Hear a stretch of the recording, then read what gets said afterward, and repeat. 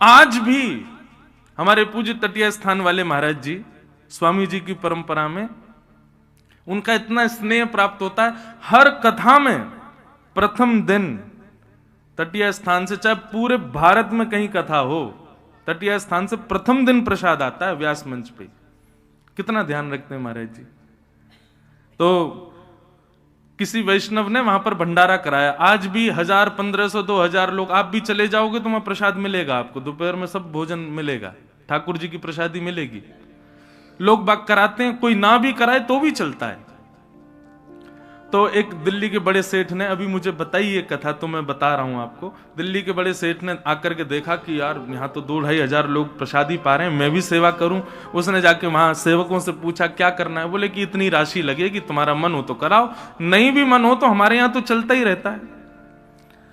प्रसादी पा करके उसने कहा ठीक है। दूसरे दिन उसने अपनी सेवा रखी, दूसरे दिन प्रसादी बनी, सब लोगों ने पाई, उसने भी पाई। पा करके वो महाराज जी जो अभी विराजमान हैं उनके पास गया, और जो भी सेवा थी वो महाराज जी के चरणों में रखते हुए उसने कहा, महाराज जी लेकिन एक बात कहूं, कल जैसा स्वाद हो ना वैसा आज ना हो, कल वालो स्वाद ज्यादा बढ़िया हो। महाराज जी ने जो उसने सेवा दी थी ना, वो उठा के उसी के गोद में धर दी। बोले बावड़े कैसी बात कर रहे हैं? कल श्री जी ने भोग लगायो, कल भी स्वाद हो, और आज भी श्री जी ने भोग लगायो, आज भी स्वाद है। ये तेरी जीव के चटोरेपन के काजे भोग ना बने, हमारी श्री जी को प्रसाद है, ये नित्य स्वाद में रहे। तू कह रहा कल स्वादिष्ट तो आज ना है, ले जा अपनी सेवा, ना चाहिए हमको। अरे श्री जी के प्रसाद में स्वाद को अंतर करे, कल ज्यादा स्वादिष्ट तो आज स्वादिष्ट, ऐसी भावना रखे। श्री जी के मुख से स्पर्श है कि आयो है, या को मतलब वो स्वादिष्ट ही है। सांसारी व्यक्ति ये विचार करता है इसमें नमक है कि नहीं, नींबू है कि नहीं, मिर्च है कि नहीं, मसाले हैं कि नहीं, लेकिन वैष्णव विचार करता है कि ये ठाकुर जी के सन्मुख पधराया था तो ये सर्वगुण संपन्न है, ये सर्व प्रकारेण मेरा कल्याण करेगा, इसमें कोई दोष नहीं। आज भी ऐसी भावना है, वहां पर धन को और मूल्यवान वस्तुओं को महत्व नहीं दिया जाता।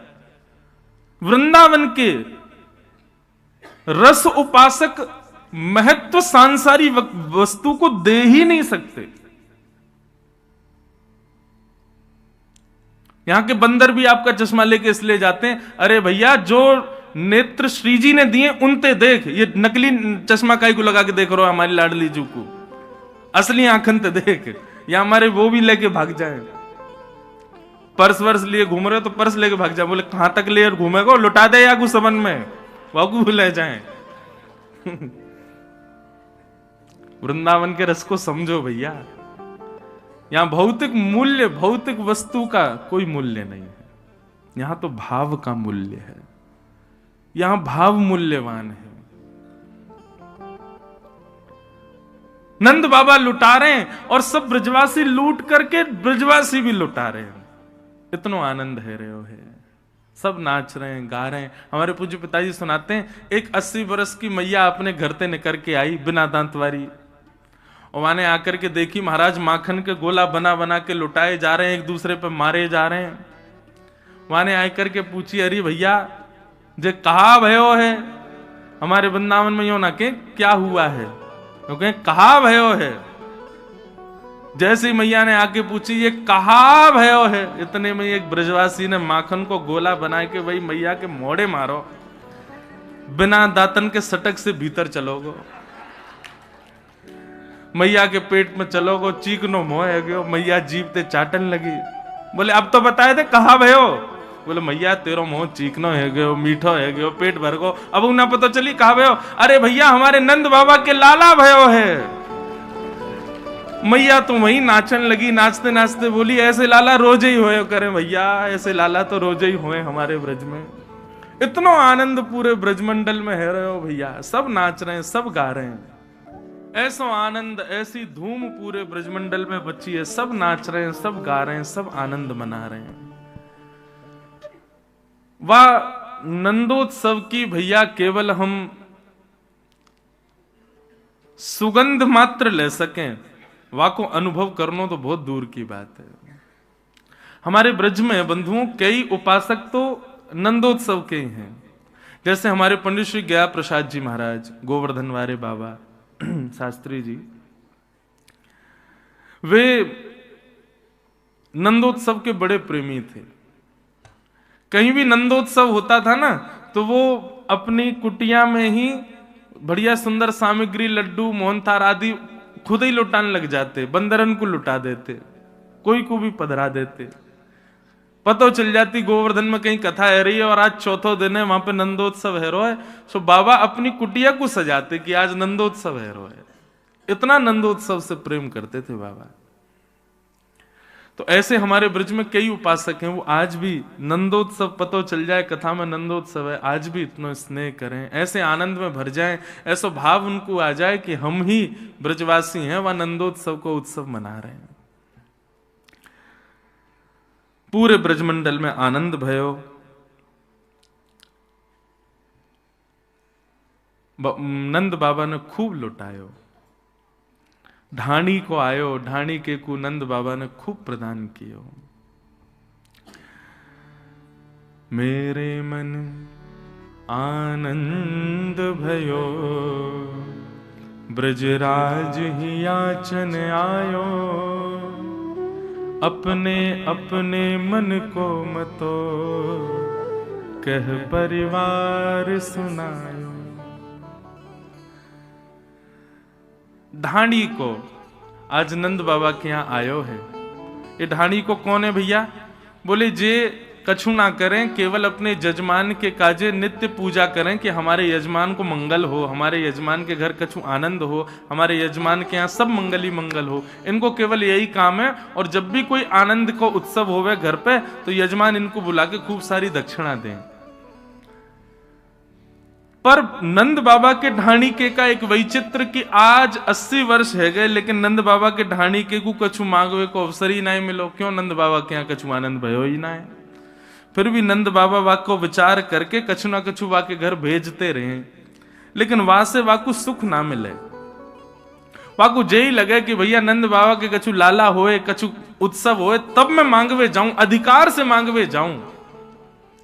80 वर्ष से प्रतीक्षा कर रहा है, रोज सूर्य को प्रणाम करे, देवतान को प्रणाम करे, यमुना मैया से प्रार्थना करे, हमारे नंद बाबा के घर एक लाला भेज दो, कोई संतान भेज दो, कछु आनंद कराओ, तो मैं मांगवे जाऊं आशीष देके। आज ढाणी के कुछ जैसे पता चली नंद बाबा के घर लाला भयो है, ओ हो महाराज, पहले तो मूर्छित है गए हो, सुन करके इतना आनंद भयो कि मूर्छा में चलोगे, लेकिन बाद में होश में आयो तो दौड़ो दौड़ो नंद भवन पे आयो है। नंद बाबा ने जैसे ही ढाणी के को देखो, आप सबन को समझ आ रही है ना ब्रज भाषा, कोई दिक्कत तो ना है ना?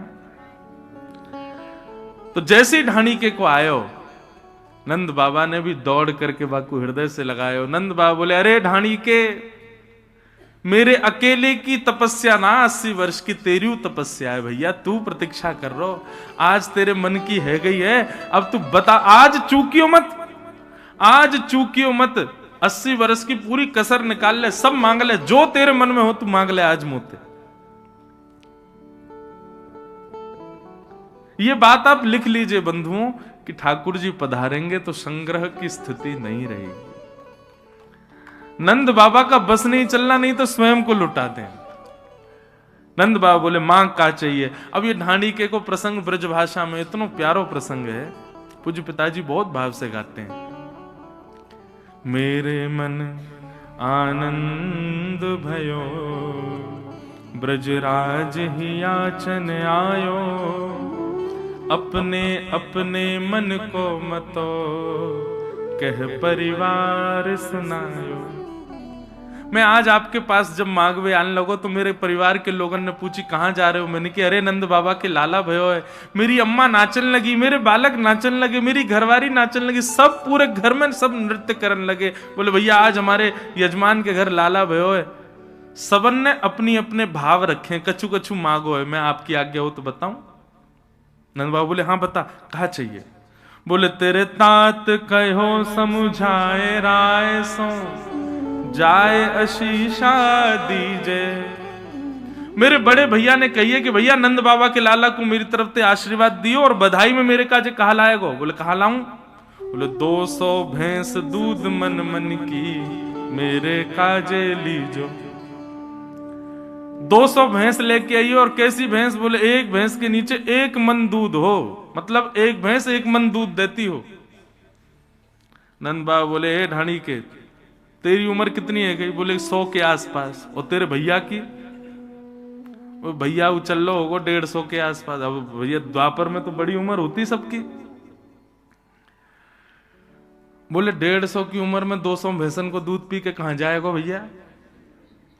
और 1 मन दूध एक गई एक भैंस थे, 200 मन दूध रोज होगा तेरे घर में, कहा करेगो भैया या को?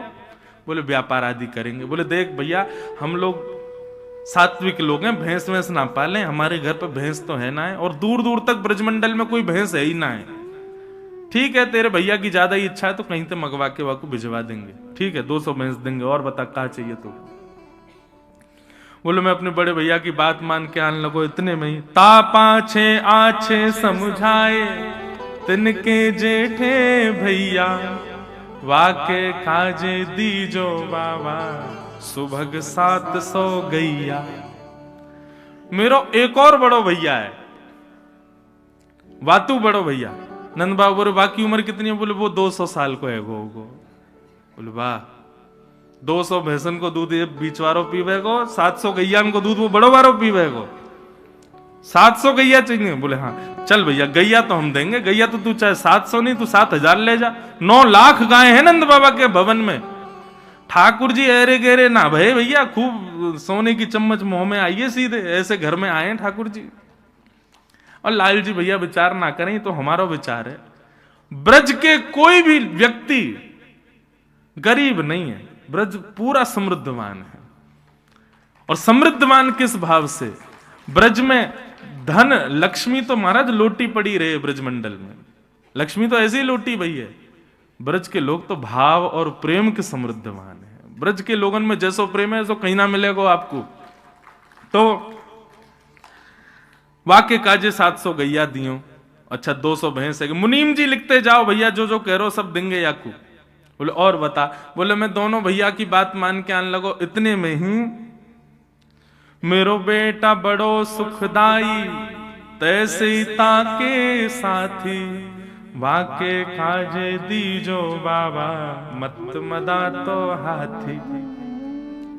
मेरो बेटा बोलो कि भैया मैं जाऊंगा नंद बाबा के लाला को आशीर्वाद देवे, लेकिन बाबा ऐसे ना जाऊंगा, तो अपने सखान के संग जाऊंगा। नंद बाबा बोले तो फिर बातें कहो, अपने सखान के संग आ जाए, पूरी टोली लेके आए, सब व्यवस्था कर देंगे हम। बोले ऐसे ना आवे गो। बोले तो?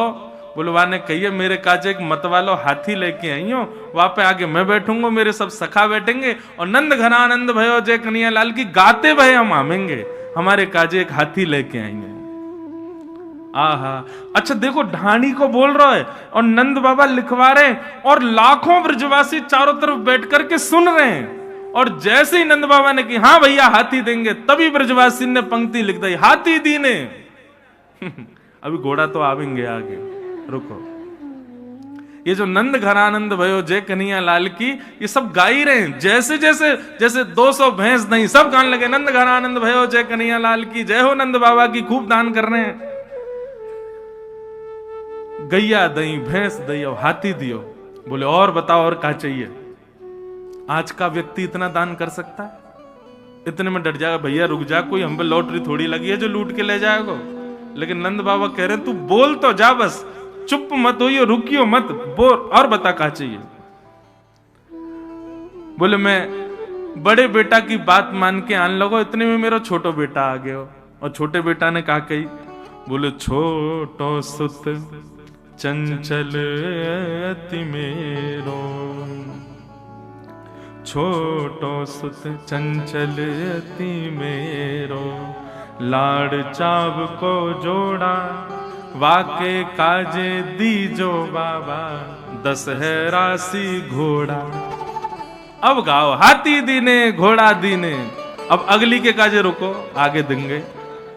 हाथी दिए, घोड़ा दिए, गैया दई, भैंस दई, 10 है राशि घोड़ा। मत वाले, आनंद वाले और बढ़िया दौड़वे वाले घोड़ा, 10 घोड़ा दियो। नंद बाबा बोले देंगे भैया, हाथी देंगे, घोड़ा देंगे, सब देंगे, और बता और क्या चाहिए? बोले मैं छोटे बेटा की बात मान के आने लगो। इतने में बड़े बेटा को भी ब्याह भयो मेरे को। मेरी बहू आ गई घूंघट करके और कहा बोली, बेटा बधू लाज तजमो सो घूंघट मुख दे बोली। मेरे बेटा की बहू आई और आकर के मुझसे बोली, ससुर जी, पिताजी, मेरे पिताजी ने आपके लाला से मेरो ब्याह यामारे कियो क्योंकि आप नंद बाबा के ढांडी के हो। सबन ने यही कही मुंह आके, अरे भैया नंद बाबा यजमान है या के घर में ब्याह कर ले, खूब आनंद में रहेगी, खूब सुख समृद्धि रहेगी, नंद बाबा खूब दान करेंगे। लेकिन आज इतने वर्ष मेरे ब्याह को हुए गए, आज तक कोई दान मुंह को दिखो ना है। आज नंद बाबा के लाला भयो है, पिताजी मेरे काजे कहा लाओगे? बोले बता बेटी तो को कहा चाहिए? बोले मेरी तरफ से लाला को खूब स्नेह करियो और नंद बाबा से जाके कहियो मैं उनकी भी बहू हूं, या मारे नख सिकसों गहनों सब ले हो, तीहर से ती चोली। पैर के अंगूठा से लेके सिर तक जितने गहने हूं मैं एक स्त्री के, वो सब गहने बनवा करके मेरे काजे लाई हूं। नंद बाबा के नेत्र सजल हो गए। अरे ढाणी के, तेरी बहू तो हमारी बहू है। मुनीम जी, सुनार को बोलो जावे और जाके बहू को पूरा नाप लेके आवे और जैसो वाकु प्रिय हो वैसे वाके काजे गहने भिजवाओ। ब्रजवासियों के नेत्रों में अश्रु आ रहे हैं कि आज नंद बाबा कितने प्रसन्न हैं। अच्छा, कई बार क्या होता है बंधुओं कि कई घरों में पुरुष ज्यादा उदार मना होते हैं तो पत्नी हाथ बस अब ठीक है इतना ही करो, अब कहां इतना लुटा रहे हो। लेकिन यहां पर यशोदा जी ऐसी नहीं है। अभी सुनना आगे क्या हुआ। बहू की बात मान करके मैं जैसे ही आगे आने लगो, इतने में कहा भयो, बोले मैं बेटान की बात, बहू की बात, भैयान की बात मान के आने लगो। इतने में एक इकलौती बेटी है मेरी, बेटी एक लाडली मेरी, चलत आए भाई ठाड़ी और कहा बोली, पिताजी मैं चलूंगी आपके संग। मैंने की चल लाली तू भी चल। बोले ना ऐसे नहीं जाऊंगी तो। बोले सहित कहार पालकी ले हूं, सोजो भरियो गाड़ी। नंद बाबा ते जाके बोलो सुंदर सी सोने की पालकी बनवावेंगे, 4 कहार उठावे वारे वाके सहित पालकियां भेजेंगे, तब मैं सज धज के पालकी में बैठ के तब जाऊंगी लाला से मिलवे। और वो पालकी सदा मेरे पास ही रहेगी, 4 कहार भी यहीं रहेंगे। ऐसा दान मांग के आएंगे। नंद बाबा बोले देंगे भैया, पालकी तुरंत निकलवाओ। एक सुंदर पालकी तैयार करी, 4 कहार तैयार, वो जाओ ढाणी के घर और या की लाली को बढ़िया लेके आओ, सब प्रेम से हमारे लाला को आशीष देवे आवेगी। तब ब्रजवासियों ने कहा पालकी दीनी, हाथी दीने, घोड़ा दीने और दीनी पालकी, पालकी प्रदान करी। अच्छा लाला और बता, और कोई रह तो ना गया तेरे घर में? बोले हाँ एक रह गया। बोले कौन? मेरी अम्मा, मेरी मैया। नंद बाबा बोले अभी बैठी है तेरी मैया? तू 100 वर्ष को, तेरो भैया 150, बड़ो भैया 200 वर्ष को, मैया कितने साल की होगी? बोले मैया तो अभी 400 वर्ष की है गई होगी। वाह। बिना दांत वाली मेरी मैया आई और आकर के मुंह से कहा बोली, माता कहो दही धर आगे, सुन बेटा मेरी सीख। मेरी मैया ने मेरे आगे दही को एक मटका धर दिया और मोते बोली मेरी बात सुन के जा। 80 बरस बाद आज नंद बाबा के यहाँ लाला भयो है, ऐसो दान मांगियो नंद सो, हम बहुरे न मांगे भीख। ऐसो मांग के आइयो, ऐसो मांग के आइयो कि जीवन में फिर कभी हमको मांगनो ना पड़े, नंद बाबा से कभी कछु कहनी ना पड़े। ऐसो दान मांग के आइयो। नंद बाबा बोले अरे भैया तेरी मैया की बात हम निश्चित मानेंगे, सब चीज दुगनी दुगनी करके देंगे। 200 नहीं 400 भैंस देंगे, 700 नहीं 1400 गैया देंगे, 1 नहीं 2 पालकी देंगे, 1 नहीं 2 हाथी देंगे, 10 नहीं 20 घोड़ा देंगे, सब चीज दुगनी दुगनी देंगे तो को। और कोई रह तो ना गयो? इतने में ढाणी को बोला हाँ हाँ सबन की बात है गई। इतने में यशोदा मैया बोली पीछे से, नहीं अभी एक रह गई है। तेरे बेटान की बात सुन लई, तेरे भैयान की बात सुन लई, तेरी लाली की बात सुन लई, बहू की बात सुन लई, मैया की बात सुन लई, तेरी घरवारी माने कछु ना मांगो। घरवारी को नाम सुनते ढाणी के नेत्र सजल हो। यशोदा मैया बोली एक सामग्री नहीं मिलेगी, पहले जे बता कि ढांडन ने कहा मांगो है, वानू तो कछु मांगो होगो। और ढाणिन की बात कहते हुए हृदय भर आया ढाणी का। उसने क्या मांगा? तब बोली मेरी घरवारी, नीके नीके जइयो। मैं सबन की बात मान करके जब अपने घर से बाहर निकल गए हो ना, तब मेरी घरवारी आई और आकर के मेरा हाथ पकड़ो और मुझसे कहा, बोली मैं 1 घंटा से देख रही हूं, कोई 200 भैंस, 700 गैया, 2 हाथी, पालकी और सिर से पैर तक पूरे गहने, और जन कहा मांग रहे हैं। अरे नंद बाबा के लाला भयो है, कोई कुबेर को खजानो ना भयो जो इतनो मांग के आओगे उनसे।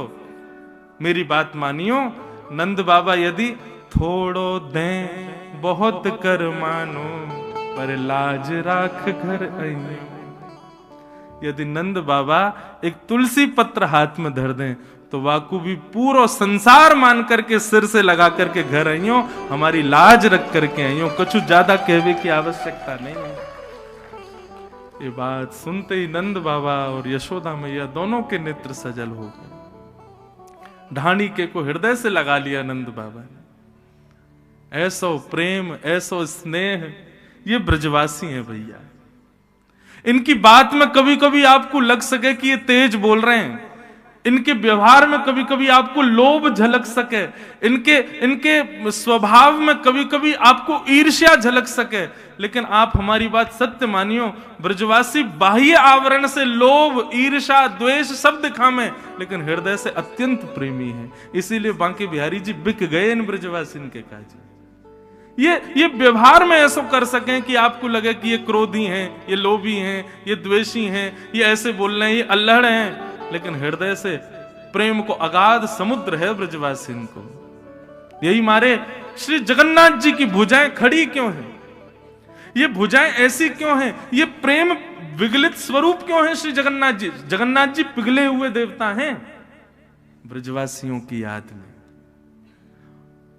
जब द्वारिका में रोहिणी मैया ब्रज लीला सुना रही थी कृष्ण पटरानियों को, उस समय कृष्ण, सुभद्रा और बलराम जी दोनों द्वार पर बैठ करके ब्रज की लीला सुन रहे थे, और लीला सुनते सुनते प्रेम की 10वीं अवस्था पार हो गई।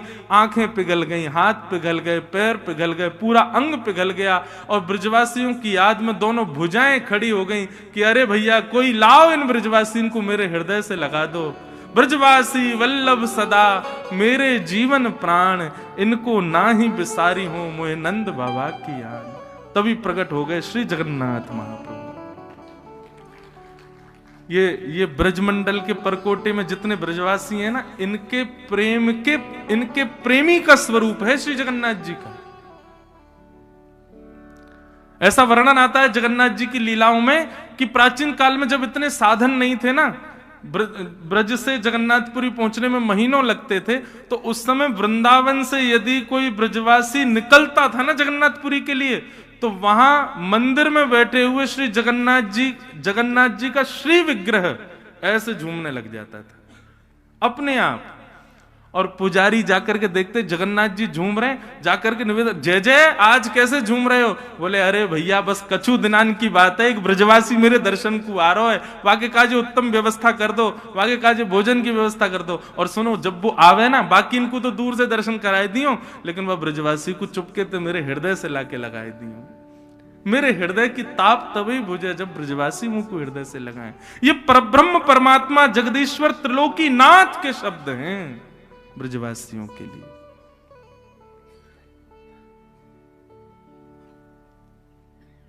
इसलिए भैया मैं बार बार कहूं, बिहारी जी को एक बार को दंडवत ना कर पाओगे, भीड़ बहुत है मंदिर में, जिद मत करियो नहीं तो कुचल जाएगा, कोई चढ़ जाएगा ऊपर आपके। बिहारी जी से बढ़िया तो मंदिर से बाहर आके कोई ब्रजवासी को दंडवत कर लियो, बाको प्रणाम कर लियो, वो श्रेष्ठ है। आप लोग बिहारी जी को अपने हाथ से भोग नहीं पवा सकते, तो कोई ब्रजवासी को बैठा लियो, सुंदर सुंदर पकवान बना के अपने हाथ से पवाई दियो और यही विचार करियो कि बिहारी जी पा रहे हैं। आप विश्वास मानो, ये ब्रजवासीन से जो आपको प्रेम बढ़ेगा ना, ठाकुर जी को प्रेम आपसे बढ़ जाएगा। मैं कभी कभी कथाओं में कहा करता हूं कि हमारी भक्ति पुष्ट हो रही है, इसको पहचाने कैसे? हम जो कर रहे हैं, हमारी जो भक्ति है वो सही मार्ग पर चल रही है, ठाकुर जी उससे प्रसन्न है, इसका पहचान कैसे किया जाए? तो दो पहचान है भैया। पहली पहचान, गौशाला में जाओ, गैया से यदि भय नहीं लगे, गैया के गौमूत्र गौ गोबर से घृणा नहीं हो, गैया को कुछ पवावे में आपको भय नहीं लगे, गैया से गले लगवे को मन करे, गैया की सेवा करवे को मन करे, वाक्य गौमूत्र और गौ गोबर के प्रति घृणा नहीं हो, तो समझो आपकी भक्ति पुष्ट है। और दूसरो, वृंदावन में बिहारी जी से ज्यादा ब्रजवासी प्यारे लगन लगे, तो समझो कि आपकी भक्ति पुष्ट है, आपकी भक्ति श्रेष्ठ है। ये ब्रजवासी हैं भैया।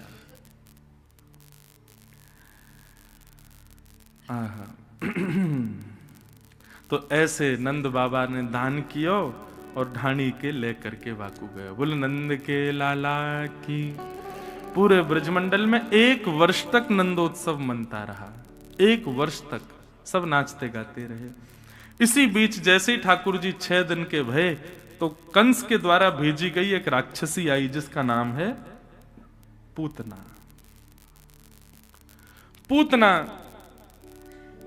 कुरूपणी है, लेकिन महाराज कंस की अति प्रिय है। कंस ने जब ये बात कही कि मेरे शत्रु ने ब्रजमंडल में जन्म ले लिया, तो पूतना ने कहा महाराज मुझे सेवा दो, मैं जाऊं और जाकर के आपके शत्रु का वध करूं।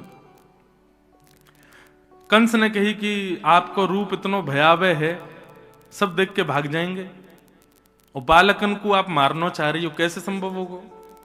पूतना ने अपनी राक्षसी विद्या से अपने रूप को बदल लिया और कहा मैं रूप बदल करके जाऊंगी, अति सुंदर बन के जाऊंगी, अति सुंदर बन के जाऊंगी। और पूतना रूप बदल करके अति सुंदरी बन करके ठाकुर जी के दर्शन को जा रही है, ठाकुर जी को मारवे जा रही है।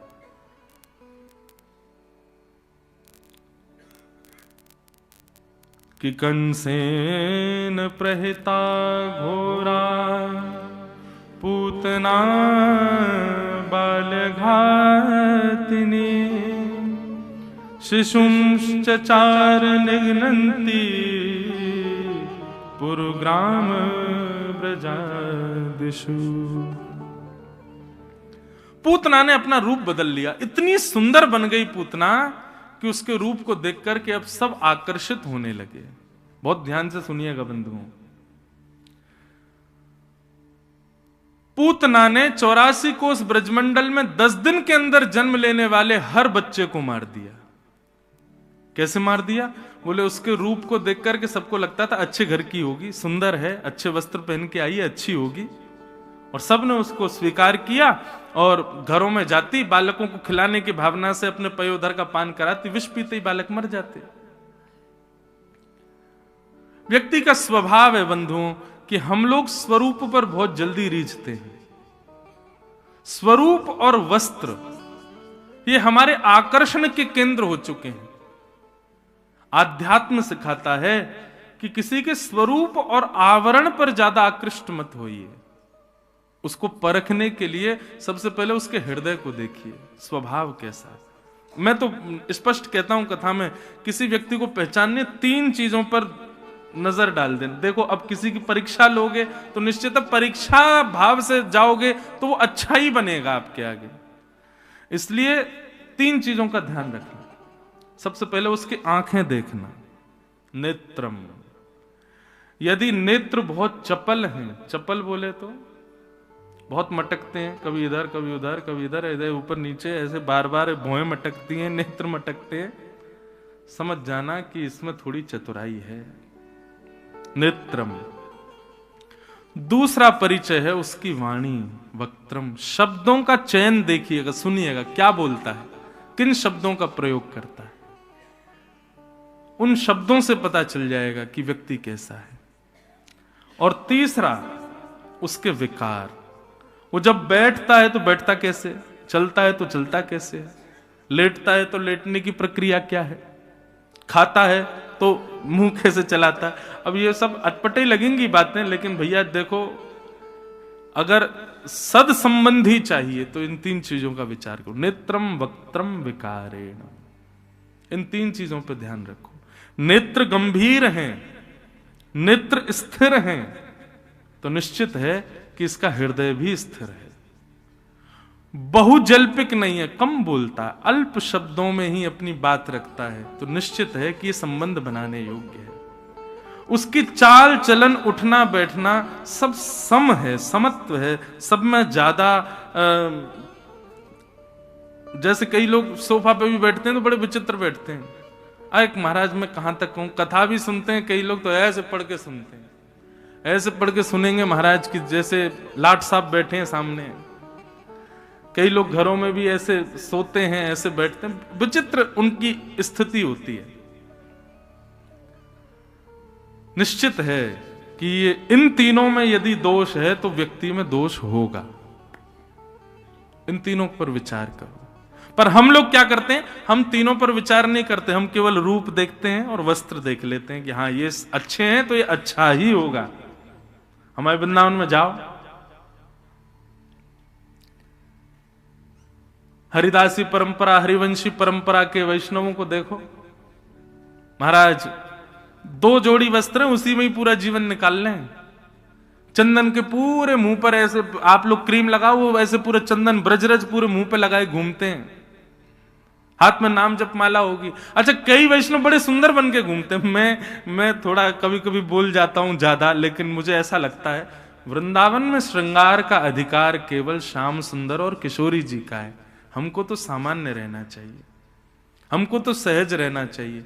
आप कहोगे महाराज जी श्रृंगार आप ही कहते हो, जिन भेषा मारो सांवरो रीझे में सोही भेष धरूंगी। अरे मतलब मीराबाई कह रही हैं ऐसे सहज बन के रहो, ऐसे सरल बन के रहो कि तुमको अपना श्रृंगार खुद ना करना पड़े। एक दिन श्याम सुंदर तुम्हारा श्रृंगार करवे आमे, किसी दिन लाल जी आमे। कुम्मन दास जी का एक पद है, बहुत सुंदर पद है। तू है सखी बड़ भाग बड़ी, नंदलाल तेरे घर आवत है। तू है सखी बड़, गाँव सब लोग ऐसी सखी बनो कि लाल जी घर आवे श्रृंगार करवे।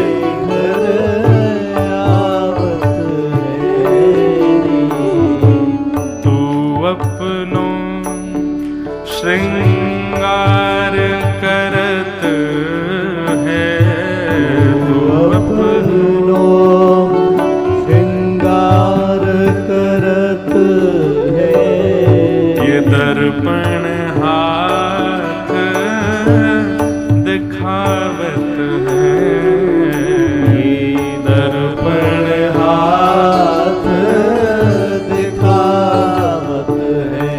सुंदर लगे हैं?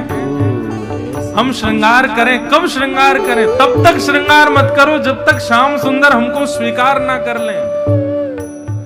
मेरा अभिप्राय ऐसा नहीं कि पूरे बावड़े बने घूमो, नहीं, सामान्य रहो। ज्यादा श्रेष्ठ मैं दिखूं सबको, ऐसा भाव मत रखो। अरे श्रृंगार हम किस लिए कर रहे हैं? एक गृहिणी अपना श्रृंगार तब करती है जब उसका ब्याह हो जाता है, जब उसके प्रियतम उसके पास आ जाते हैं। हमारे प्रियतम आ गए क्या हमारे पास में? नहीं आए ना, तो फिर श्रृंगार क्यों? श्रृंगार को बचा के रखो। कब के लिए? बोले जब लाल जी आएंगे, जब राधा रमन लाल आएंगे, जब बिहारी जी जीवन में आ जाएंगे, वो हमको स्वीकार कर लेंगे, हमारे आगे दर्पण लेके बैठेंगे, तब हम अपना श्रृंगार करेंगे। तू है सखी बड़ भाग बड़ी, नंदलाल